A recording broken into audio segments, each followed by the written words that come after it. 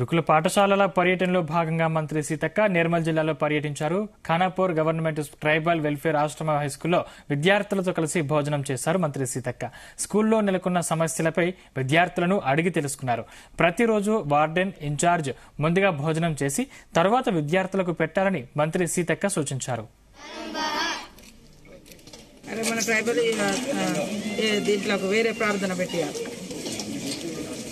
హాస్టల్లో ఒక separate uniform ఒకటే పెట్టాలి. ఎక్కడ పడతా వేరు వేరే అదే డిఫరెంట్ ఉంది.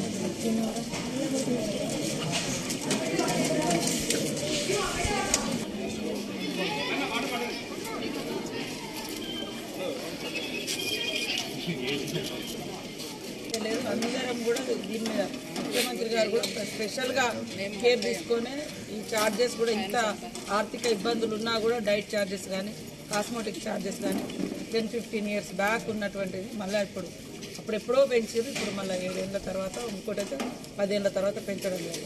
దాన్ని దృష్టిలో పెట్టుకొని మేము పెంచింది కూడా మీరు రీచ్ కాకుండా డబ్బులు ఎవరికి పోతాయి, దళారీలకు పోతాయి, లేదా మేము ఇంకెవరైనా మరి అవినీతి అధికారులు ఉంటే వాళ్ళ జోబులో పోతాయి. కానీ ఇది చట్టపరంగా మరి ఒక మహిళ బహిరంగంగా అంత తొక్కిసలాట్లో జరిగింది కాబట్టి చట్టానికి లోబడే జరిగింది. చట్టం ఎవరి చుట్టం కాదు.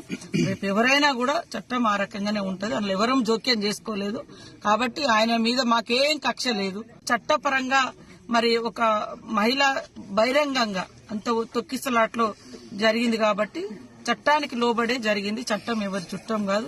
రేపు ఎవరైనా కూడా చట్టం ఆ రకంగానే ఉంటది. అందులో ఎవరం జోక్యం చేసుకోలేదు కాబట్టి ఆయన మీద మాకేం కక్ష లేదు. చట్టపరంగా మరి ఒక మహిళ బహిరంగంగా అంత తొక్కిసలాట్లో జరిగింది కాబట్టి చట్టానికి లోబడే జరిగింది. చట్టం ఎవరి చుట్టం కాదు.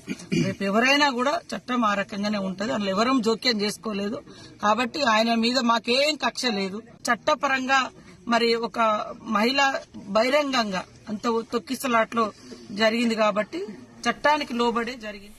అల్లు అర్జున్ పై ప్రభుత్వానికి ఎలాంటి కక్ష లేదని మంత్రి సీతక్క చెప్పారు. చట్టం ఎవరికి చుట్టం కాదన్నారు. అల్లు అర్జున్ అరెస్టు వెనక ప్రభుత్వ హస్తం ఉందని సోషల్ మీడియాలో చర్చ జరుగుతున్న క్రమంలో మంత్రి సీతక్క కామెంట్స్ కీలకంగా మారాయి. కాబట్టి చట్టానికి లోబడే జరిగింది. చట్టం ఎవరి చుట్టం కాదు. రేపు ఎవరైనా కూడా చట్టం ఆ రకంగానే ఉంటది. అందులో ఎవరం జోక్యం చేసుకోలేదు కాబట్టి ఆయన మీద మాకేం కక్ష లేదు.